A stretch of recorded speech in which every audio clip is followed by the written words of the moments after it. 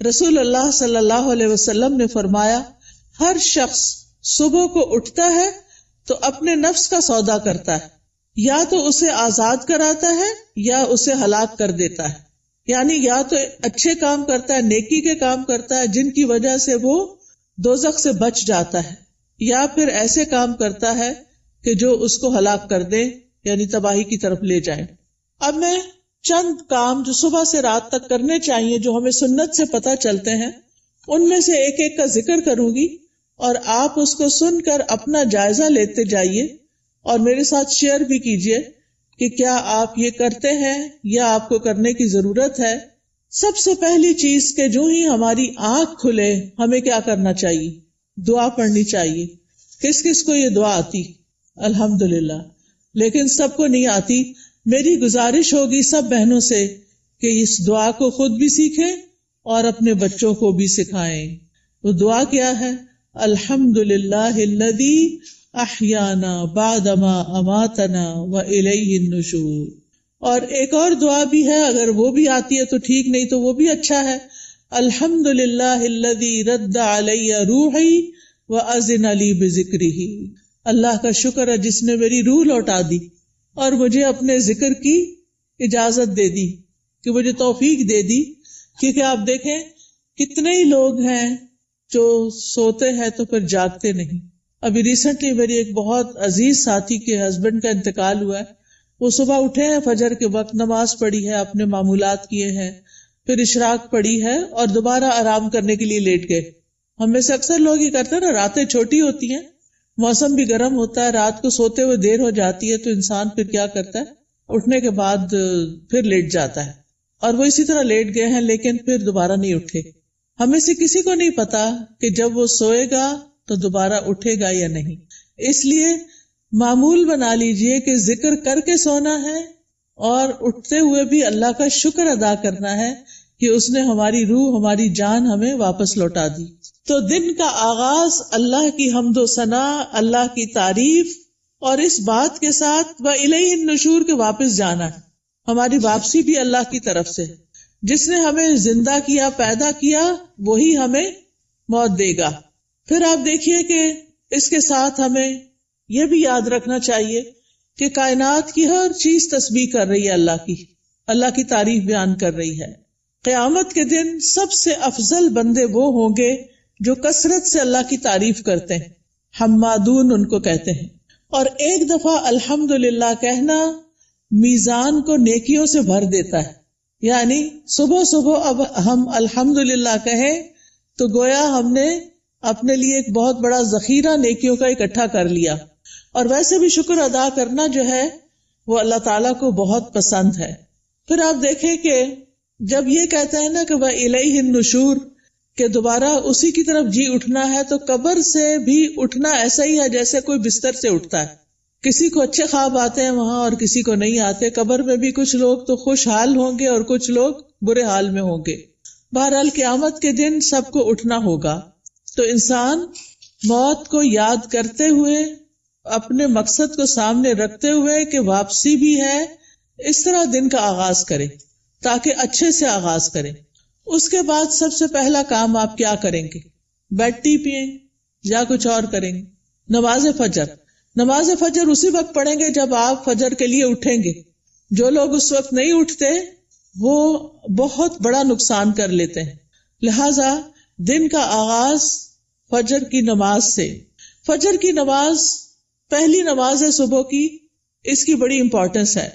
اللہ تعالیٰ نے بندوں پر 5 نمازیں فرض کی ہیں، اور رسول اللہ صلی اللہ علیہ وسلم نے فرمایا جس نے انہیں ادا کیا اور ان کا حق ہلکا سمجھتے ہوئے ان میں سے کچھ ضائع نہ کیا تو اللہ تعالیٰ کا اس کے لیے قیامت کے دن یہ عہد ہے کہ اس کو جنت میں داخل فرمائے، اور جس نے ان کو ادا کیا مگر ان کا حق ہلکا سمجھتے ہوئے، معمولی چیز سمجھتے ہوئے نماز کو ان میں سے کچھ ضائع کر دیا تو اللہ کا کوئی وعدہ نہیں، چاہے تو عذاب دے چاہے تو معاف کر دے۔ تو اس لیے دن کا آغاز اللہ کی نافرمانی سے نہیں کرنا۔ کس سے کرنا؟ فرما برداری سے۔ اور فرما برداری میں پہلی فرما برداری نماز۔ پہلا سوال قیامت کے دن نماز کا ہوگا۔ اگر اسی ٹیسٹ میں فیل ہو گئے تو آگے اور مشکلات ہو جائیں گی۔ اللہ سبحانہ تعالی دن میں 2 بار فرشتوں سے بندوں کی نماز کے بارے میں خبر لیتے ہیں، ایک فجر اور ایک عصر۔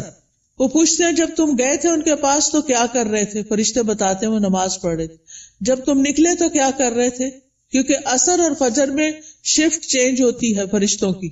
عصر کے وقت رات کے فرشتے آ جاتے ہیں ڈیوٹی پر، اور فجر کے وقت دن کے فرشتے آ جاتے ہیں۔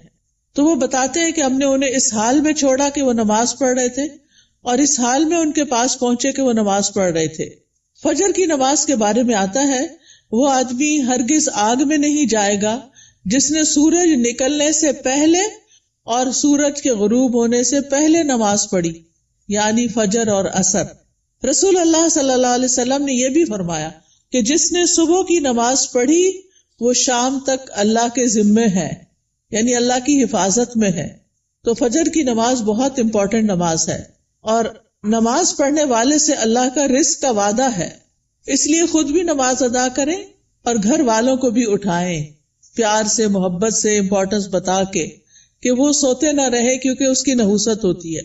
فجر کی نماز میں 2 سنتیں پڑھنا بہت ضروری ہے۔ کچھ لوگ صرف فرض پڑھتے ہیں نا، تو فجر میں آپ سنت نہیں چھوڑ سکتے۔ حضرت عائشہ رضی اللہ تعالی عنہا بتاتی ہیں کہ آپ صلی اللہ علیہ وسلم نے فرمایا فجر سے پہلے کی 2 رکعتیں دنیا اور جو کچھ اس میں اس سے بہتر ہے۔ نبی صلی اللہ علیہ وسلم نے ان 2 رکعتوں کو دنیا کی ہر چیز سے قیمتی قرار دیا۔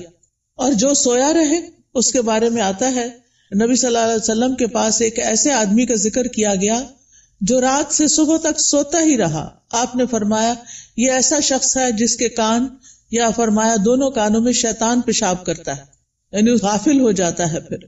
اور اسی طرح ایک اور خواب آپ صلی اللہ علیہ وسلم کا، اس میں آپ کو دکھایا گیا کہ ایک شخص تھا جس کا سر پتھر سے کچلا جا رہا تھا۔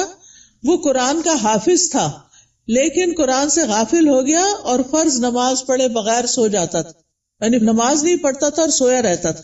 نماز پڑھتے ہوئے ایک چیز یہ بھی خیال کرنی ہے کہ خشوع کے ساتھ نماز پڑھنی۔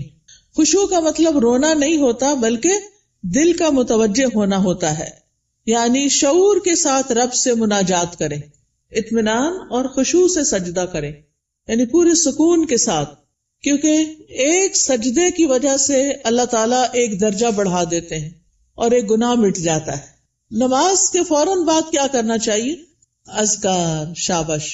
نماز کے بعد اگر کوئی مصلی پر بیٹھا رہے تو جب تک اس کا وضو نہیں ٹوٹتا فرشتہ اس کے لیے دعا کرتا ہے، اللہم اغفر لہ، اللہم ارحمہ، اے اللہ اس کی بخشش فرما دے، اے اللہ اس پہ رحم فرما۔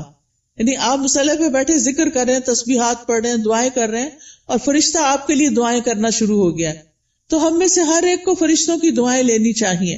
اسی طرح ہر نماز کے بعد 33 بار سبحان اللہ، 33 بار الحمدللہ اور 34 بار اللہ اکبر پڑھنا چاہیے، اور آخر میں لا الہ الا اللہ وحدہ لا شریک لہ لہ الملک ولہ الحمد وہو علی کل شیء قدیر پڑھا جائے تو جو ایسا کرے گا اس کے سارے گناہ معاف کر دیے جائیں گے۔ ٹھیک ہے، چاہے وہ سمندر کی جھاگ کے برابر ہو۔ کتنی بڑی بات ہے نا یہ، اس لیے اس کا اہتمام کیا رکھنا ہے۔ اگر کسی وجہ سے آپ مصروف ہیں، 33 بار نہیں پڑھ سکتے تو 10 بار بھی پڑھ سکتے ہیں۔ ٹھیک ہے، پھر یہ کہ انگلیوں پر تسبیح کریں، کیونکہ انگلیاں قیامت کے دن کیا کریں گی؟ گواہی دیں گی۔ ہر فرض نماز کے بعد آیت الکرسی ضرور پڑھیں۔ اس کا فائدہ کیا ہے؟ جی، ایسے شخص کو موت کے علاوہ کوئی چیز جنت میں لے جانے سے نہیں روک سکتی۔ اتنا بڑا اجر و ثواب۔ میں یہ ساری باتیں اس لیے کر رہی ہوں کہ آپ اپنا جائزہ لیں۔ اگر کوئی چیز چھوٹ گئی ہے، بھول گئی ہے، پتہ ہے لیکن کرتے نہیں، تو کرنا شروع کر دیں۔ وہ دن جس میں یہ باتیں کریں گے آپ، اس کی نسبت بہت زیادہ اجر و ثواب والا ہوگا جس میں آپ یہ نہیں کریں گے۔ دنیا کے کام کبھی ختم نہیں ہو سکتے، لیکن ہمیں کیا کرنا چاہیے؟ اپنے اذکار، اپنی عبادات کو بھولنا نہیں۔ اسی طرح ہم میں سے اکثر لوگ کہتے ہیں مجھے نظر لگ گئی، وہ فلانے نے جادو کر دیا، وہ گھر میں یہ شر ہو گیا۔ تو اس کا حل بتایا گیا ہے کہ ہر نماز کے بعد قل هو اللہ 1 دفعہ، قل اعوذ برب الفلق 1 دفعہ اور قل اعوذ برب الناس 1 دفعہ پڑھے۔ یہ نماز کے بعد پڑھنی چاہیے۔ اچھا، اب آپ دیکھیے کہ بعض لوگ بیمار ہوتے ہیں، کوئی ایسی تکلیف ہوتی ہے ان کو سمجھ نہیں آتی، وہ پڑھ کے اپنے ہتھیلی پہ پھونک مار کے اپنے سر سے، منہ، اور پورے جسم پر اپنا ہاتھ پھیر لیا کریں. اس سے انشاءاللہ ان کا شر بھی دور ہو جائے گا، ان کی بیماری بھی ختم ہوگی. نماز کے بعد کیا کرنا چاہیے؟ صبح شام کے اذکار، پروٹیکشن کی دعائیں. آپ میں سے کس کس کے پاس ایاک نستعین کتاب ہے؟ الحمدللہ کافی لوگوں کے پاس ہے. جس کے پاس نہیں، اگر آج آئی بھی ہے تو ضرور لے لیں. اور انگلش میں بھی ہے، اس میں ٹرانسلیٹریشن کی ہوئی ہے. اگر عربی نہیں پڑھ سکتے بچے تو ان کو انگلش میں پڑھنی آ جائے تو وہ بچوں کو ضرور ساتھ ساتھ سکھائیں. ہر ماں خود اپنے پڑھنے کے ساتھ اپنے بچوں کو بھی سکھائے. تو اگر زبانی یاد نہیں تو دیکھ کے پڑھ لیجئے.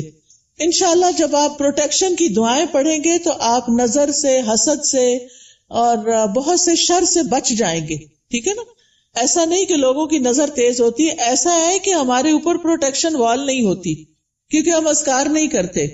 اور پھر آپ دیکھیے کہ اگر کوئی شخص آپ میں سے جیسے بزرگ خواتین ہیں جن پہ بچوں کی، چھوٹے بچوں کی ذمہ داری نہیں یا گھر کے بہت سارے کام کاج نہیں، تو وہ فجر کی نماز سے سورج طلوع ہونے تک بیٹھے رہے مصلی پر. کیونکہ رسول اللہ صلی اللہ علیہ وسلم نے فرمایا جو شخص صبح کی نماز جماعت کے ساتھ ادا کرے پھر بیٹھا اللہ کا ذکر کرتا رہے یہاں تک کہ سورج نکل آئے، پھر 2 رکعتیں پڑھے اشراق کی، یعنی اس کے لیے ایک حج اور عمرے کا ثواب ہے. کوئی معمولی اجر ہے؟ کتنا بڑا اجر کما لیتے ہیں وہ لوگ جو تھوڑا صبر سے بیٹھے رہتے ہیں فجر کے بعد اور نفل پڑھ کے اٹھتے ہیں، اور 2 رکعتیں ہی پڑھنی ہوتی ہیں. تو انسان کا دل، اس کی روح، یہ سیراب ہو جاتے ہیں ان اعمال سے جو ابھی تک میں نے آپ کو بتائے.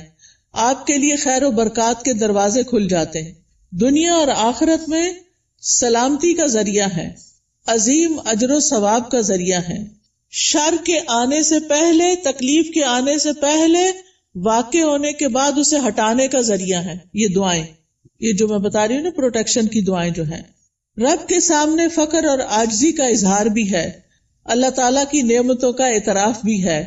اور یہ ایسے ہی ہے جیسے کوئی دشمن سے بچنے کے لیے اپنے آگے کوئی وال کھڑی کر لے. تو انشاءاللہ اگر ساری نہیں بھی پڑھ سکتے تو معوذتین، بسم اللہ الذی لا یضر، اعوذ بکلمات اللہ التامات من شر ما خلق، اور کچھ اور مختصر دعائیں پڑھ کے اپنے اوپر بھی پڑھیں اور بچوں کو بھی پڑھنا سکھائیں. اس کے بعد کیا کریں گے یہ بتائیے؟ تلاوت کریں، چاہے تھوڑی سی کیوں نہ کریں. اور اگر میں سمجھتی ہوں بچوں کے اسکول جانے کا وقت ہوتا ہے تو اپنی تلاوت کا وقت نہیں رہتا، پھر آپ کیا کریں؟ اپنے فون پر قرآن مجید کا کچھ نہ کچھ حصہ ریگولر لگا دیں. کوئی پورے قرآن کو ڈاؤن لوڈ کر لیں، اب تو ایسی ویب سائٹس بھی ہیں، وہاں سے آپ شروع کریں، الحمد سے الناس تک پورا کریں. ہر روز تلاوت لگا دی، بچے بھی تیار ہو رہے ہیں، آپ بھی کچن میں کام کر رہی ہیں اور ساتھ ساتھ تلاوت سنیں. کیوں؟ ان الذین یتلون کتاب اللہ واقاموا الصلاۃ وانفقوا مما رزقناہم سرا وعلانیۃ یرجون تجارۃ لن تبور. بے شک جو لوگ اللہ کی کتاب کی تلاوت کرتے ہیں، اور تلاوت کا عربی میں معنی فالو کرنا بھی ہوتا ہے، سمجھ کے پڑھنا، اور انہوں نے نماز قائم کی اور جو کچھ ہم نے انہیں دیا ہے اس میں سے انہوں نے پوشیدہ اور ظاہر خرچ کیا، وہ ایسی تجارت کی امید رکھتے ہیں جو کبھی برباد نہ ہوگی. یہ لوگ اللہ کے ساتھ ایک بزنس کر رہے ہیں. یہ چیزیں یہ پڑھتے ہیں، تلاوت کرتے ہیں، قرآن پڑھتے ہیں، لوگوں پہ خرچ کرتے ہیں، تو یہ اللہ کے ہاں ایسا اجر، اتنا پروفٹ پائیں گے کہ سوچ بھی نہیں سکتے، تاکہ وہ انہیں ان کے اجر پورے پورے دے اور اپنے فضل سے انہیں زیادہ بھی دے. بے شک وہ بے حد بخشنے والا نہایت قدردان ہے. تو پیاری بہنوں، تلاوت کو نہیں چھوڑنا، چاہے ایک صفحہ کیوں نہ ہو، ایک ربع کیوں نہ ہو، ہاف جز کیوں نہ ہو، ایک پارہ کیوں نہ ہو. میرے ایک بہنوئی تھے، فوت ہو گئے، اللہ تعالیٰ ان پہ رحم فرمائے. وہ چاند کی پہلی تاریخ کو پہلا سپارہ پڑھتے اور آخری کو آخری سپارہ پڑھتے، اور اس طرح ہر مہینے پورا قرآن ختم کر لیتے. تو جن لوگوں کی بہت زیادہ مصروفیات نہیں، ریٹائرڈ لائف گزار رہے ہیں، ان کو کیا کرنا چاہیے؟ قرآن کی تلاوت زیادہ کرنی چاہیے، کیونکہ قرآن جو ہے یہ غموں کا علاج ہے، شفا ہے، سکون کا ذریعہ ہے، اس لیے اس کو نہیں چھوڑنا. ایک حرف پڑھنے کا کتنا اجر ہے؟ 10 گنا. ایک حرف الف پڑھیں گے تو 10 نیکیاں، لام پڑھیں گے تو 10 نیکیاں، میم پڑھیں گے تو 10 نیکیاں. کیا کوئی اور کام کرنے سے اتنا پروفٹ آپ گین کر سکتے ہیں؟ نہیں. ہاں ایک مشکل ہے، کچھ لوگوں کو پڑھنا نہیں آتا، یا ان کی تجوید ٹھیک نہیں، یا وہ ڈرتے ہیں کہ کوئی سن لے گا تو پھر کیا ہوگا. تو ایسی صورت میں ان کو اپنی تجوید ٹھیک کرنی چاہیے. اس کے لیے میں آپ کو ایک طریقہ بتاتی ہوں، اور وہ طریقہ ہے ایک ایپ ڈاؤن لوڈ کر لیں، لرن قرآن. کس کس کے پاس ہے یہ ایپ؟ 8-10 لوگوں کے پاس ہے، زیادہ نہیں ہے. آپ یہ ایپ اگر ڈاؤن لوڈ کر لیں. اچھا، قرآن پر آل کس کے پاس ہے؟ وہ بھی تھوڑے سے لوگوں کے پاس ہے. ان دونوں میں سے کوئی بھی ایپ آپ ڈاؤن لوڈ کر لیں. یہ آپ آئی فون پہ بھی کر سکتے ہیں اور اینڈرائڈ پہ بھی کر سکتے ہیں. ٹھیک ہے، اس میں آپ تجوید سیکشن پہ چلے جائیں. تجوید پہ جائیں گے تو وہاں آپ کو ایک ایک آیت کہلوائی ہوئی ملے گی. پہلے ٹیچر پڑھے گی، پھر پیچھے آپ پڑھیں گے. تو آپ کیا کریں، جب ٹیچر پڑھ رہی ہو غور سے سنیں، جب اسٹوڈنٹس آگے پڑھے آپ بھی ساتھ شامل ہو جائیں. تو اس طرح روز پڑھتے پڑھتے آپ کی تجوید ٹھیک ہو جائے گی. کیونکہ بعض کا جب انسان بڑا ہو جاتا ہے نا، تو اس کو شرم آتی ہے کسی کے پاس جا کے غلطیاں نکلوانے کی، یا ٹائم نہیں ہوتا، یا فیس نہیں دے سکتے، یا کوئی اور مسائل ہوتے ہیں. تو آپ قرآن مجید کھول کے بیٹھ جائیں، آڈیو لگا کے بیٹھ جائیں، اور 7 انگلی رکھ کے ایک ایک آیت کو پڑھ پڑھ کے یاد کریں. اس کے مخارج ٹھیک کریں، ادائیگی ٹھیک کریں. ٹھیک ہے، جس گھر میں قرآن پڑھا جاتا ہو وہاں فرشتے حاضر ہوتے ہیں. ابو ہریرہ کہا کرتے تھے، بے شک قرآن پڑھنے کی وجہ سے گھر اپنے رہنے والوں کے لیے کشادہ ہو جاتا ہے. اس میں فرشتے حاضر ہوتے ہیں، شیاطین اس گھر کو چھوڑ دیتے ہیں اور اس کی خیر و برکت بڑھ جاتی ہے. یعنی اس گھر میں خیر و برکت ہوتی ہے جس میں کیا ہوتا ہے، قرآن کی تلاوت ہوتی ہے. آج آپ دیکھیں ہمارے بچے ویڈیو گیمز کے پیچھے دیوانے ہیں، قرآن پڑھنے کے لیے تیار نہیں. ہم اپنے پیچھے کیا چھوڑ کے جا رہے ہیں؟ آپ کو پتا نا، جب بچے قرآن پڑھتے تو ماں باپ کو بھی ثواب ملتا ہے کیونکہ انہوں نے ان کو پڑھوایا. لیکن اگر ہمارے بچے قرآن ہی نہیں پڑھ رہے تو مرنے کے بعد کون ہمارے لیے دعائیں کرے گا، کون ہمارے لیے کچھ کرے گا؟ تو اس لیے پیاری بہنوں، آپ ان کے لیے عملی نمونہ بنو، رول ماڈل بنو. آپ گھر میں ان کے بیچ میں بیٹھ کے تلاوت کرو، سیکھو. اگر نہیں تو انہیں بتائے، میں اب دیکھو اس ایج میں سیکھ رہی ہوں، چلو ہم سب مل کے سیکھتے ہیں. ان کو بھی ساتھ بٹھا لیں، چھوٹی سی گھر میں کلاس بنا لیں، 2-3 بچے اور آپ خود بیٹھ جائیں. اگر آپ کے ہسبینڈ بھی ساتھ بیٹھ جائے تو بہت ہی اچھا ہے. اگر یہ نہیں ہوتا تو کوئی ٹیچر ہائر کریں جو گھر پہ آئے، یا آپ اس کے پاس لے جائیں یا آن لائن پڑھائیں. لیکن اس فریضے سے آپ نے کوتاہی نہیں کرنی کہ بچوں کو قرآن سکھا کے جانا ہے دنیا سے. اور جس گھر میں قرآن نہیں پڑھا جاتا وہ اپنے رہنے والوں کے لیے تنگ ہوتا ہے، نحوست ہوتی ہے اس میں. فرشتے اس گھر کو چھوڑ دیتے ہیں، شیاطین آ جاتے ہیں، اور اس گھر کی خیر و برکت کم ہو جاتی. تب ہمارے اوپر ہے نا، ہم کیا چاہتے ہیں. قرآن مجید صرف موبائل سے نہیں پڑھیں، وہ بھی ٹھیک ہے اگر نسخہ نہیں آپ کے پاس، لیکن مصحف ہونا چاہیے. اور مصحف کو اپنے سرانے رکھا کریں. سرانے سے مطلب بیڈ سائڈ ٹیبل ہے نا، وہاں رکھا کریں. کیونکہ قبر میں بھی قرآن سرہانے کی طرف سے آئے گا اور بچائے گا. اگر دنیا میں ساتھ نہیں رکھا نا، قبر میں نہیں آئے گا. سمجھ آ گئی بات؟ تو ابھی سے اس کو پاس رکھے، ساتھی بنائیں، تاکہ قبر میں بھی وہ آپ کے ساتھ ہو. حدیث میں آتا ہے، آدمی کو جب اس کی قبر میں لایا جاتا ہے تو فرشتہ اس کے سر کی طرف سے عذاب دینے کے لیے آتا ہے. تو تلاوت قرآن اسے دور کر دیتی ہے. قبر میں عذاب نہیں دینے دیتے، وہ کہتے پیچھے جاؤ. جب فرشتہ سامنے آتا ہے تو صدقہ اسے دھکیل دیتا ہے. جب پاؤں کی طرف آتا ہے تو مساجد کی طرف جانا اس کو دھکیل دیتا ہے. ٹھیک ہے، پھر آپ دیکھیے کہ تلاوت کر لی آپ نے، تو آپ اب اٹھ کے 2 نفل پڑھ لیں اگر آپ نے پہلے نہیں پڑھے تلاوت سے، ورنہ فجر کی نماز پڑھ کے تلاوت شروع کر دیں اور پھر اشراق کے نفل پڑھ لیں. تو ٹائم بھی پاس ہو جائے گا، حج عمرے کا ثواب بھی ملے گا. یہ 2 نفل جو ہیں سارے جوڑوں کا صدقہ ہے. میں اکثر لوگوں کو بتاتی ہوں، اگر آپ کے جسم میں آپ کو جوائنٹس پین ہے تو آپ یہ تجربہ کر کے دیکھیں، اپنے سارے جوڑوں کا صبح صبح صدقہ دیں، 2 نفل پڑھیں، آپ کی تکلیف دور ہو جائے گی. کیونکہ میں نے یہ پرسنلی ایکسپیرینس کیا. پھر آپ دیکھیے، ہر روز اپنے نفع مند علم میں اضافہ کریں.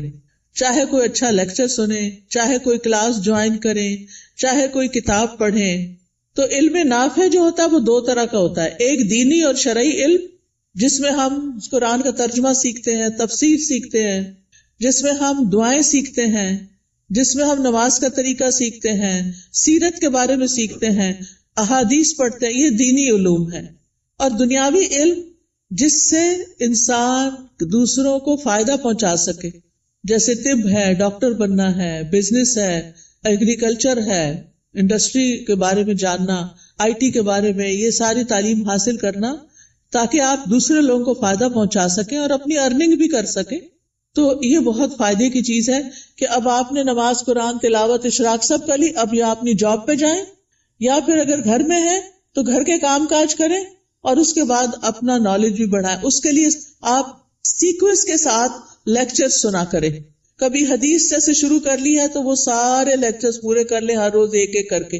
اگر تفسیر شروع کر لی ہے تو اس کو شروع کر کے آگے تک لے جائیں، لیکن اپنے علم میں پختگی لائیں. اور اگر ہو سکے تو کوئی نہ کوئی کلاس جوائن کریں. رسول اللہ صلی اللہ علیہ وسلم نے فرمایا، جو شخص صبح کے وقت اس لیے مسجد کی طرف نکلا کہ بھلائی سیکھے یا سکھائے تو اس کے لیے پورا حج ادا کرنے والے کے مثل اجر ہے. اتنا بڑا اجر ہے. یاد رکھیں، علم سیکھنے اور سکھانے کے لیے وقت مقرر کریں، جگہ مقرر کریں، ورنہ اگر آپ صرف چلتے پھرتے ہی سن رہے ہیں تو پکا علم نہیں آئے گا. کوئی بات سمجھ آئے گی، کوئی نہیں آئے گی. نہ ہونے سے بہتر ہے کچھ تو سن لیں، لیکن گھر میں بھی ٹیبل چیئر سیٹ کر کے رکھیں اور اپنا لیپ ٹاپ سیٹ کریں اور کوئی آن لائن کلاس جوائن کر لیں یا پھر گھر میں پڑھیں، خود سے سیلف اسٹڈی کریں، لیکن ٹائم اور پلیس، زمان اور مکان مقرر کریں. اس سے آپ کی گروتھ ہوگی. جتنا جتنا آپ سیکھتے جائیں گے آپ نیکیوں میں آگے بڑھتے جائیں گے، برائیوں سے دور ہوتے چلے جائیں گے. پھر آپ دیکھیں کچھ بہنیں ناشتہ نہیں کرتی، وہ کہتی ہیں کہ موٹے ہو جائیں گے اور چھوڑو پرے، لیکن ناشتہ ضرور کریں. آپ کو کام کرنے کے لیے، پڑھنے کے لیے، جاب پہ جانے کے لیے انرجی چاہیے. چاہے چند کھجوریں ہی کیوں نہ کھا لیں، کھجور پانی لے لیں، کچھ اور سیڈز وغیرہ لے لیں، نٹس لے لیں، جو بھی آپ کو پسند ہو. اگر دودھ پسند ہے تو زیادہ دودھ اور کم چائے ڈال کے پی لیں. بہت سے لوگ صرف کافی پی لیتے ہیں تو وہ درست نہیں کہ آپ اپنے آپ کو صرف ایسی چیزوں پر کہ جو آپ کے اندر کیفین ڈالے اور آپ صرف اس کی وجہ سے ایکٹیو اور غذائیت نہ ہو، تو آپ دیکھیں کہ پھر آپ سے بہت سے کام ہو نہیں پاتے، آپ جلدی تھک جاتے ہیں. تو اس کو بھی بچائیے. اپنے جسم کی حفاظت بھی عبادت ہے، ٹھیک ہے نا؟ جسم کی حفاظت بھی عبادت ہے. یہ نہیں کہ سب کی ٹیک کیئر کرتے کرتے اپنے آپ کو بلا کے رکھ دیں اور پھر کسی کام کے نہ رہیں، نمازیں بھی بیٹھ کے شروع کر دیں. یہ نہیں ہونا چاہیے. پھر آپ دیکھیے کہ کھانا کھانا بھی عبادت ہے. بسم اللہ پڑھ کر کھائیں، بیٹھ کر کھائیں.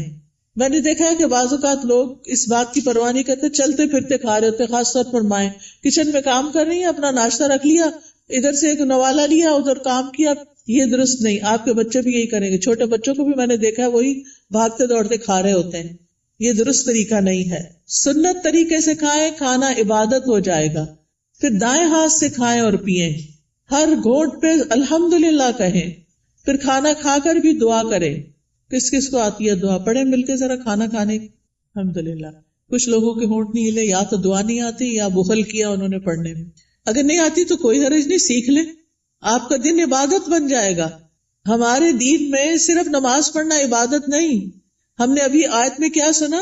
نماز پڑھو اور نیکی کرو. وہ کون سی نیکی ہیں جو نماز کے علاوہ ہیں؟ وہ یہی نیکیاں ہیں. اپنی کیئر کرنا بھی نیکی ہے اور بسم اللہ پڑھ کے کھانا بھی نیکی ہے، الحمدللہ کہنا بھی نیکی ہے. جو بندہ پانی پی کر الحمدللہ کہتا ہے اللہ اسے راضی ہو جاتا ہے، خوش ہو جاتا ہے. کہ یہ مشکل کام تو نہیں اللہ کو راضی کرنا، بشرطے کہ ہمارے کچھ آداب اور مینرز ایسے ہوں. صبح صبح اپنے آپ سے سیلف ٹاک کیا کریں اور کہا کریں میری ساری زندگی میرے رب کے لیے، میں اللہ کی بندی ہوں، اللہ کی فرما بردار بنوں گی، اللہ کا حکم مانوں گی، اللہ کو راضی کروں گی. اپنے آپ سے یہ باتیں کیا کریں. میں ہر کام اللہ کی پسند کا کیا کروں گی، کیونکہ جو آپ سوچتے ہیں آپ بولتے ہیں پھر وہ کرتے بھی ہیں. ٹھیک ہے نا؟ کیونکہ ہمارے دل میں کیا ہوتا ہے، فلاں کیا کہے گا، اس کو خوش کرنا، اس کو راضی کرنا، فلانا کام کرنا، فلانا. ٹھیک ہے وہ سب کریں لیکن اپنا خیال بھی رکھیں. ہم نماز پڑھ کے بھی عبادت کرتے ہیں، ہم مخلوق کا خیال رکھ کے بھی عبادت کر رہے ہوتے ہیں، اور ہم اپنے عادات کو اچھا بنا کے بھی عبادت کر رہے ہوتے ہیں. تو ہمیں اپنا ایمان بھی بڑھانا ہے اور ایمان بڑھانے والا ماحول بھی قائم کرنا ہے. اپنے گھر کا ماحول، اپنے سوشل سرکل کا ماحول ایمان بڑھانے والا. آپ ایسے لوگوں سے ملیں جن سے ملنے کے بعد آپ کا ایمان اوپر جائے، اور ان لوگوں سے ذرا دور رہیں، اسپیس دیں جن سے مل کے آپ کی طبیعت خراب ہوتی ہے اور وہ ایسی غیبت کرتے ہیں کہ آپ کا ایمان خراب کر دیتے ہیں. کیونکہ میں نے دیکھا ہے کہ بہت دفعہ خواتین سب بچے وغیرہ اسکول گئے، ہسبینڈ آفس گئے، اب کیا شروع ہو گئے، موقع مل گیا ان سب کی شکایتیں کرنے کا. کبھی اماں کو شکایت لگا رہے ہیں، کبھی دوست کو لگا رہے ہیں، روزانہ کی روٹین. کچھ لوگوں کو تو ہمیں فون کرنا ہی ہوتا ہے کہ ہمارے دوست ہوتے ہیں، آ نہیں سکتے، ہم جا نہیں سکتے، تو ہم فون پہ باتیں کرتے ہیں. اور اب تو فیس ٹائم اور پتہ نہیں کیا کیا باتیں کرنے کے ذریعے آ گئے ہیں دور بیٹھے لوگوں سے بھی. ایک دن ایک بچی نے مجھے فون کیا، رو رہی ہو. میں نے کہا کیا مسئلہ ہے، تمہیں کچھ اور کی طرف سے تکلیف ہے؟ نہیں کوئی تکلیف نہیں، تمہارے رزق کی کمی نہیں، وہ بھی کمی نہیں، میرے پاس ہر نعمت. میں نے کہا پھر کیوں رو رہی؟ کہتی ہے وہ میری بھابھی نے میری امی کا جینا حرام کر رکھا ہے. میں نے کہا آپ کو کیسے پتا چلا؟ یعنی مجھے لیٹسٹ خبر دے رہی تھی کہ آج میری بھابھی نے یہ فساد گھر میں کیا. میں نے کہا وہ اللہ کے بندے آپ کو بتاتے کیوں ہیں؟ وہ یو کے میں رہتی تھی. میں نے کہا آپ پاکستان کی خبریں یو کے میں سن کے رو کے کینیڈا میں رپورٹ کر رہی ہیں، ساری دنیا کو سر پہ اٹھائے ہوئے ہیں. کیا فائدہ ایسی زندگی کا؟ اگر ہمارے گھر میں کوئی جھگڑا نہ تو اللہ کے واسطے بیٹیوں کو آرام سے اپنے گھر میں رہنے دیں، اپنے جھگڑوں کو گھر میں خود ہی نپٹا لیں. بہو کی شکایتیں بیٹی کو، بیٹی کی شکایتیں باپ کو، اس کی اس کو یہ چھوڑ دیں. یہ سکون برباد کرنے والی چیزیں ہیں. بات کریں تو علم کی بات کریں، اچھی کسی کو کھانا پکانے کی ٹپ دیں، کوئی بیمار ہے تو اس کو صحت کے لیے کوئی مشورہ دیں، لیکن اس قسم کی باتیں نہ کریں کیونکہ یہ غیبت ہے. اور آپ کی نے جو وہ صبح سے وہ اٹھی ہوئی ہے نا اور جو کچھ کیا ہے سب صفائی ہو جائے گی، شام ہونے سے پہلے سب کچھ ختم. تو اس لیے بہت ضروری ہے کہ ہم کیا کریں، اپنی زندگی کا جائزہ لیں کہ کون سی چیزیں ایمان بڑھانے والی ہیں اور کون سی گھٹانے والی ہیں. ایمان گھٹانے والے کام، گناہ کے کام، نافرمانی کے کام، جھوٹ اور بخل. پھر آپ دیکھیں کہ اپنے جسم اور اپنی روح کا خیال کرنے کے لیے اپنے آپ کو صاف ستھرا رکھیں، یہ بھی عبادت ہے. آپ نے وہ حدیث سنی ہوگی نا، صفائی نصف ایمان ہے. وہ بچپن میں رٹا دیتے ہیں. اپنے جسم کی صفائی، ایکسٹرا بالوں کی صفائی، اپنے کپڑوں کی صفائی، اپنے گھر کی صفائی پہ لگ جائیں. اور کس نیت سے کہ یہ عبادت ہے. میں اپنا ماحول صاف کر رہی ہوں، اپنے گارڈن کو صاف کر رہی ہوں، اپنی کھڑکیاں صاف کر رہی ہوں، جو بھی کریں. اور ایک ہی دن میں سب کچھ نہیں کریں، پھر نماز بھی نہیں پڑھی جائے گی. اپنا اسکیجول بنا کے سیٹرڈے کو یہ کرنا، سنڈے کو یہ، منڈے کو یہ، اور کس کام میں کس کو ساتھ لگانا ہے. بچوں کو لگانا ہے، ہسبینڈ کو لگانا ہے، اپنی کسی فرینڈ کو بلا کے ساتھ لگانا ہے. وہ سارا کچھ لکھ کے رکھ لیں اور اکیلی اپنی جان پہ زیادہ بوجھ نہ ڈالیں. ٹھیک ہے. پھر اپنے جسم، ناخن، بال، دانتوں، ان سب کی صفائی کا اہتمام. مسواک رب کو راضی کرنے کا ذریعہ ہے. پھر وضو کے بعد کی دعا، پھر اذان سن کے اس کی دعا. پھر کوئی بھی ایسی چیز جو آپ کو پریشان کرتی ہے اس کے بارے میں اپنے رب پر توکل کہ یا رب تو ہی کرنے والا ہے، میں تیری ہی طرف رجوع کرتی ہوں، تجھ سے ہی دعا کرتی ہوں. اور رب سے دل ہی دل میں باتیں کیا کریں. کسی بھی طرح کے حالات ہوں، اللہ کی رحمت سے نا امید نہ ہوں، اللہ کی رحمت سے پر امید رہیں. باہر گروسری کرنے جا رہے ہیں، کوئی بھی کام کر رہے ہیں، اس کے ساتھ اپنا غور و فکر اور ذکر جاری رکھیں. تمام دن اللہ کے ذکر سے اپنی زبان کو تر رکھیں. یعنی دنیا کے کام کرتے ہوئے جب زبان یعنی کہ خالی ہے، کچھ بھی بولنے کو نہیں، تو اللہ کا ذکر دل ہی دل میں اور زبان سے کرتے رہیں، کیونکہ اس سے آپ کے دل میں سکون رہے گا، آپ کی روح سرشار رہے گی. ایک دفعہ سبحان اللہ اور الحمدللہ کہنے سے زمین آسمان بھر جاتا ہے. اور یہاں پر کچھ کارڈز بھی ہم آپ کے لیے لائے ہیں جن میں اذکار ہیں، تو اپنے کام کاج سے فارغ ہو کے آپ وہ ذکر کر سکتے ہیں، جیسے یہ تسبیحات ہیں. پھر اسی طرح اگر آپ کو رزق کی تنگی ہے تو یہ رزق میں کشادگی کے لیے دعائیں ہیں. پھر اگر کسی اہم کام میں آپ کو مشورہ کرنا تو یہ استخارہ ہے، استخارہ کیسے کریں اور اس کی دعا. پھر اسی طرح اللہ کا شکر ادا کرنے کے لیے یہ الحمدللہ کا کارڈ ہے. یہ دعائیں ہیں شکر ادا کرنے کی، اللہ کی تعریف کی، کیونکہ اللہ کی تعریف کرنے والے قیامت کے دن سب سے افضل بندے ہوں گے. پھر یہاں کچھ تسبیحات بتائی گئی ہیں، ان کا انگلش میں بھی ٹرانسلیشن ہے جن کے بہت بڑے بڑے فائدے ہیں. پھر آپ دیکھیے اگر قرض سے پریشان ہیں، مالی معاملات میں، تو یہ دعائیں ہیں، ان کا بھی انگلش ٹرانسلیشن موجود ہے. پھر یہ پروٹیکشن کی دعائیں ہیں. تو آپ دیکھیے کہ معمولی قیمت کے یہ کارڈ جو ہیں آپ کی زندگی میں بہت بڑی تبدیلی لا سکتے ہیں. تو آپ نے اگر یہ سارے اپنے گھر میں رکھے ہوئے ہوں، ایک دن ایک اٹھا کے پڑھ لیجئے، دوسرے دن دوسرا پڑھ لیجئے، تیسرے دن تیسرا پڑھ لیجئے، اور اس طرح آپ کا ذکر کے ساتھ ایک رابطہ قائم ہو جائے گا۔ کثرت سے توبہ استغفار کریں۔ اگر کوئی مسائل ہے زندگی میں، کوئی پریشان کر رہی ہے چیز، تو استغفار کی کثرت، استغفر اللہ کی تسبیح کر سکتے ہیں، اللہم اغفر لی کی تسبیح کر سکتے ہیں۔ پھر اسی طرح وقت کا بہتر سے بہتر استعمال کریں۔ وقت جو ہے وہ بہت قیمتی نعمت ہے، ایک دفعہ اگر وقت چلا جائے تو دوبارہ نہیں آتا، اس لیے ہر دن کو مفید اور پروڈکٹیو ڈے بنائیں۔ رسول اللہ صلی اللہ علیہ وسلم نے فرمایا 2 نعمتیں ایسی ہیں جن کے بارے میں اکثر لوگ خسارے میں ڈالے گئے ہیں، ایک تندرستی اور دوسرے فراغت، کہ اس سے وہ فائدہ نہیں اٹھاتے جتنا اٹھانا چاہیے۔ بیمار ہو کر تو انسان کچھ کر نہیں سکتا، جب تک اللہ آپ کو چلتا پھرتا رکھے آپ عبادت بھی خوب دل بھر کے کریں اور بندوں کی خدمت بھی کریں اور فضول قسم کی ایکٹیویٹیز میں اپنا وقت ضائع نہ کریں۔ آپ دیکھیے کہ ہمارے دن میں کئی ڈسٹریکشنز ہوتی ہیں، خاص طور پر فون کی وجہ سے۔ ہم نے کوئی اپنے گول سیٹ کیے ہوئے ہوتے ہیں کہ آج کے دن میں نے یہ اور یہ کام کرنے ہیں، آپ کرنا شروع کرتے ہیں کہ اتنے میں بیل بج جاتی ہے، آپ فون اٹھا لیتے ہیں اور کہیں سے کہیں پہنچ جاتے ہیں، اور جو کرنے کا کام تو وہ دھرے کا طرح رہ گیا۔ تو اس چیز سے بھی آپ نے کانشیس رہنا ہے، کچھ وقت کے لیے فون بند کر دیا کریں اور اس وقت اپنے کرنے کے کام پہلے پورے کریں، پھر اس کے بعد فون کھولیں، تاکہ آپ کا دن نتیجہ خیز دن ہو۔ جب انسان اپنے کرنے کے کام کر لیتا ہے تو اس کو ایک خاص سیٹسفیکشن ہوتی ہے، خاص خوشی نصیب ہوتی ہے۔ تو آپ اپنے کرنے کے کاموں کی لسٹ بنائیں، اپنے مقاصد کو دہرایا کریں، بے مقصد چیزوں سے خود کو دور رکھیں، اور جو ٹارگٹ آپ حاصل کرنا چاہتے ہیں اس کے لیے دیکھیں کہ آپ کو کیا کیا چاہیے، وہ بھی لکھ لیں۔ پھر اسی طرح کاموں کو لٹکائیں نہ، تاخیر نہ کریں، وقت پر کریں، روٹین بنائیں تو کام سارے ہی ہو جائیں گے، کیونکہ ہیپ ہیزرڈ کبھی کچھ کر لیا، کبھی کچھ کر لیا، کبھی کچھ کر لیا، بہت وقت ضائع ہوتا ہے۔ ایک کام کرتے ہوئے آپ کو یہ پتا ہونا چاہیے کہ نیکسٹ کیا کرنا ہے مجھے، یہ نہیں کہ اوہو آج میں یہ تو کرنا بھول ہی گئی، یہ تو پڑھا ہی نہیں، یہ تو کیا ہی نہیں۔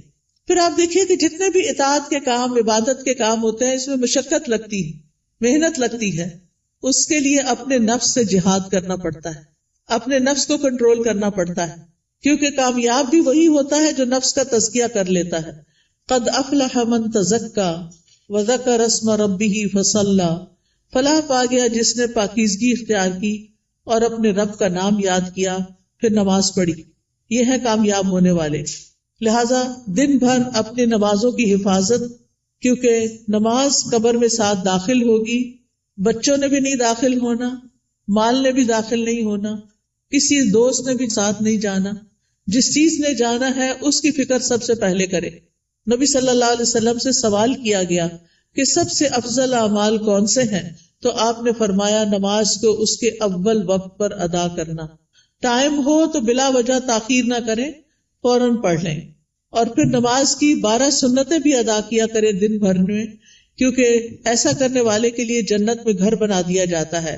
آپ دیکھیے کہ صرف 1 سال اگر کوئی شخص سنت موقدہ پڑھتا ہے تو نہ پڑھنے والے کے درمیان اور اس کے درمیان 4320 رکعتوں کا فرق پڑ جاتا ہے۔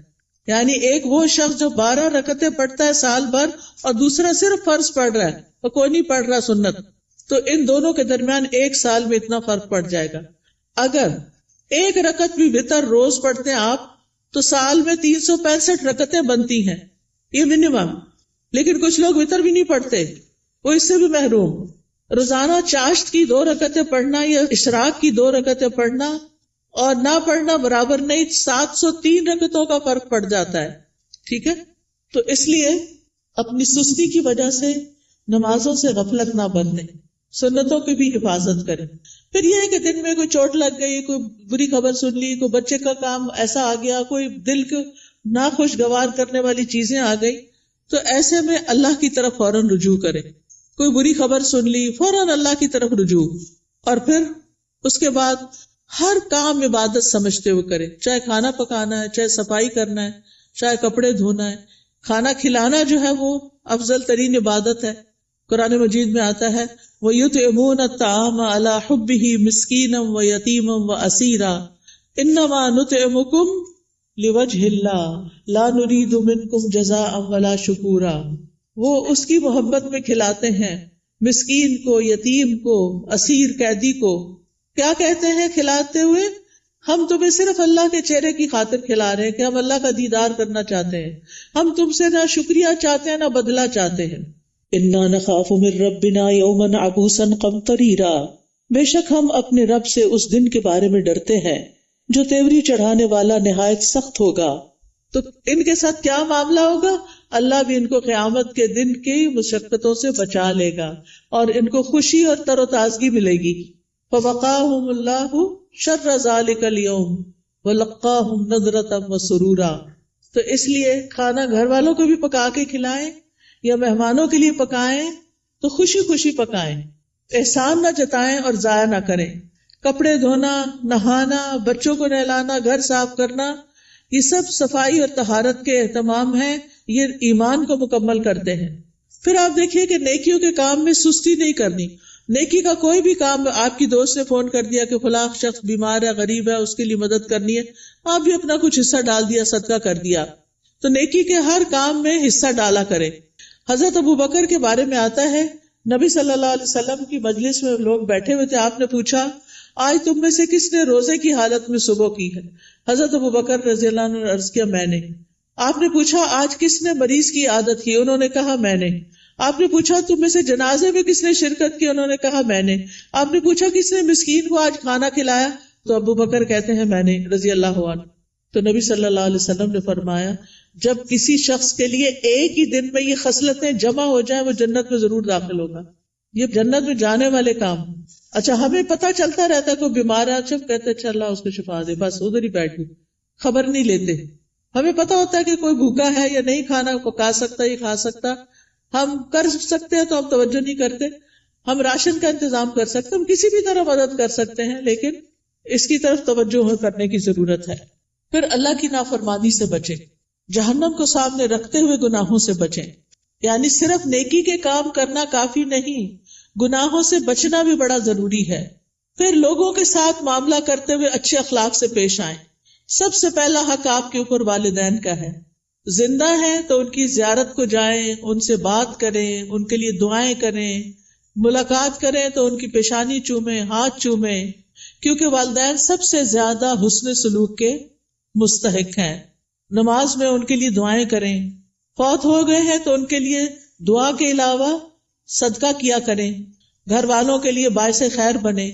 اپنے گھر والوں کو آگ سے بچائیں، ان کو نیکی اور دین کی طرف لا کر. پھر اسی طرح جہاں بھی بیٹھے خیر پھیلانے والے بنے، دوسروں کا بھلا کرنے والے، دوسروں کو فائدہ پہنچانے والے. کسی کو کوئی اچھا مشورہ دے دینا، کسی کا کوئی دل ہلکا کر دینا، کسی کو کوئی کسی چیز کے بارے میں رہنمائی کر دینا، علم سکھانا. آپ دیکھیے کہ بعض اوقات علم سکھانا مال خرچ کرنے سے بھی افضل ہے. کیوں؟ اس لیے کہ مال خرچ کرنے سے ختم ہو جاتا ہے اور علم سکھانے سے بڑھ جاتا ہے اور پکا ہو جاتا ہے. اس لیے چاہے اپنے بچوں کو سکھائیں، چاہے اپنے بہن بھائیوں کو کچھ نہ کچھ چھوٹا موٹا کنٹریبیوشن کرتے رہا کریں. جو اچھی باتیں آپ کو پتہ چلی ہیں وہ دوسروں کو بھی بتائیں. اس کے لیے آپ کے گھر میں کتابیں ہونی چاہیے، آپ کو کوئی نہ کوئی کلاس جوائن کرنی چاہیے تاکہ آپ سیکھیں اور سکھائیں. اس کے لیے کوئی بہت پی ایچ ڈی کرنے کی ضرورت نہیں ہوتی، وہ چند لوگ بھی کر لے تو کافی ہو جاتے ہیں. باقی لوگ روز مرہ کی چھوٹی چھوٹی چیزیں اور خاص طور پر خواتین اپنے بچوں کی تربیت کرتے ہوئے ان کو آداب اور مینر اور اخلاق سکھائیں گے تو یہ بہت بڑی کنٹریبیوشن ہوگی، وہ آپ کے لیے صدقہ جاریہ بنے گی. تو لوگوں کے ساتھ اچھے اخلاق سے پیش آئیں. ابن قیم کہتے ہیں آدمی کی برکت یہ ہے کہ وہ جہاں بھی مقیم ہو خیر کی تعلیم دے، خیر پھیلائے. تو اچھے اخلاق سے بھی انسان خیر پھیلا رہا ہوتا ہے. پھر اسی طرح دور پار ریلیٹیوز کی خبر گیری کرنا، پڑوسیوں کی خبر گیری کرنا، مریضوں کی خبر گیری کرنا، ملاقات کے وقت سلام کرنا، اپنے آس پاس کے لوگوں کا ہاتھ پٹانا، ان کے ساتھ تعاون کرنا. گھر میں اگر آپ کے علاوہ اور لوگ رہتے ہیں، اگر آپ بچے اور والدین ہیں تو ان کے کاموں میں ان کا ہاتھ بٹانا، کسی رشتہ دار کو ڈرائیو کر کے ہاسپٹل تک لے جانا. یعنی چھوٹے چھوٹے کام ہیں جن میں آپ دوسروں کے لیے خیر اور بھلائی کا باعث بنے. کسی پر خرچ کرنا، اپنے عزیزوں پیاروں کو تحفے تحائف دینا، یہ سارے نیکی اور خیر کے کام ہیں جو آپ کے دن کو افضل بنا دیتے ہیں. پھر زبان کی حفاظت، یہ بڑی ضروری ہے، کیونکہ جو بات بھی ہم کرتے فرشتے لکھ لیتے ہیں. تو فضول باتیں نہیں کرنی، کیونکہ ہماری انرجی ضائع ہوتی ہے اس میں بھی. کام کی بات کرنی ہے. انسان کے اسلام کا حسن یہ ہے کہ بیکار باتوں سے کنارہ کشی کرے. نبی صلی اللہ علیہ وسلم نے فرمایا خوشخبری ہے اس کے لیے جس نے اپنی زبان پہ قابو پا لیا اور اسے اس کے گھر نے گنجائش دی اور وہ اپنے گناہ پہ رویا. یعنی اس کا گھر اس کے لیے کافی ہو گیا، اس کے لیے سہولت ہے اس میں، اور فضول باتیں نہیں کرتا. کیلو کال چھوڑ دینا چاہیے. ہی سیڈ، شی سیڈ، یہ کہا گیا، فلاں نے یہ کیا، اس نے وہ، اس سے بہت سے فساد پھیلتے ہیں. مغیرہ بن شعبہ کہتے ہیں نبی صلی اللہ علیہ وسلم نے فرمایا بے شک اللہ تعالیٰ تمہارے لیے 3 باتیں پسند نہیں کرتا. بلا وجہ کی گپ شپ، بیکار کی باتیں اللہ کو پسند نہیں. مال ضائع کرنا، اور اس میں بعض اوقات ایکسٹرا ٹیشو استعمال کرنا، ٹیپ کھول کے باتوں میں لگ جانا اور پانی ضائع کرنا، بلا وجہ بتیاں جلا کے رکھنا، بیکار میں ادھر ادھر گھومنا، گاڑی کا گیس ختم کرنا. یعنی چھوٹی چھوٹی چیزوں میں بچت کرنی چاہیے. پھر اسی طرح یہ ہے کہ کسی کو زبان سے اذیت نہیں دینی چاہیے، کثرت سے صدقہ کرنا چاہیے، فقراء مساکین کا خیال کرنا چاہیے. پھر ایک اور بات یہ کہ غصے اور ناراضگی سے بچنا چاہیے. قرآن مجید میں جنت میں جانے والوں کی جو خوبیاں بتائی گئی ہیں وہ کیا ہے؟ وَالْكَاظِمِينَ الْغَيْظَ وَالْعَافِينَ عَنِ النَّاسِ وَاللَّهُ يُحِبُّ الْمُحْسِنِينَ. وہ غصہ پی جانے والے ہوتے ہیں اور کیا کرتے ہیں؟ لوگوں کو معاف کرتے ہیں. یہ کام بڑا مشکل ہے، لوگوں کو معاف کرتے ہیں. اللہ ایسے محسنوں سے محبت کرتا ہے. اگر ہمیں پتا چلے کہ کسی کو معاف کرنے سے اللہ مجھ سے محبت کرے گا تو ہمیں کیا مشکل ہے کہ جھگڑا چھوڑ دیں. لیکن بعض اوقات ہم ایگو کا مسئلہ بنا کے جھگڑا نہیں چھوڑتے، جس کی وجہ سے ہم اللہ کی نظر میں بھی گر جاتے ہیں اور بندوں کی نظر میں بھی کوئی رسپیکٹ نہیں رہتی جھگڑا کرنے والوں کی. تو اس لیے بہت ضروری ہے کہ لوگوں کو معاف کرتے جائیں، کیونکہ وہ انسان ہے. یا تو یہ نہ کہ ہم نے کبھی کوئی غلطی نہ کی ہو، اگر ہم سے بھی غلطیاں ہوتی ہیں تو پھر دوسروں کو معاف کرنے میں کیا مشکل ہے. پھر قطع رحمی سے بچیں، رشتہ داروں سے تعلق قائم رکھیں، چاہے وہ آپ سے نہ بھی ملنا چاہیں. دوسروں پر ظلم سے بچیں، کیونکہ مظلوم کی آہ فوراً اوپر پہنچتی ہے. دل کی سختی سے بچیں، برے خیالات اور بدگمانیوں سے بچیں، غیبت کرنے اور سننے سے بچیں. مشکل وقت میں اللہ سے مدد مانگیں اور صبر کریں. آج ایک بچی کا میسج آیا کہ میری امی نے میرے بارے میں ایسا اور ایسا کہا ہے، میں اس وقت سے رو رہی ہوں، بہت میری طبیعت خراب ہو گئی. تو میں نے کہا پھر صبر کس چیز کا نام؟ اگر آپ نے اس وقت اپنے آپ کو سنبھالنا نہیں اور اس کو اتنا دل پہ لے لینا ہے، آپ اسٹرانگ بنیں. ماں باپ جب کوئی تنقید کرتے ہیں نا تو وہ ہمیں سمجھانے کے لیے، ہمیں میچور کرنے کے لیے کرتے ہیں، ہمارے دشمن نہیں ہوتے. تو چیزوں کو ان کے صحیح رخ سے لیں. ماں باپ مارے بھی ڈانٹے بھی تو بھی معاف کریں، ان کی عزت میں کمی نہ آنے دیں. اور اگر پریشانی گھیر لے تو لا الہ الا اللہ کثرت سے پڑھیں. اللہ اللہ ربی لا اشرک بہ شیئا لا الہ الا انت سبحانک انی کنت من الظالمین. اور دیگر دعاؤں کو اور اذکار کو لازم کر لیں، جس کا میں نے ابھی آپ کو تعارف کرایا. تنگی کے بعد پھر آسانی کا انتظار کریں، کیونکہ ان مع العسر یسرا. ایسا نہیں کہ صرف تنگی آئے گی، آسانی بھی ساتھ آئے گی. اور اس سارے کاموں میں دن گزار کے پھر رات کا وقت آ گیا، اب سونے کی تیاری ہے.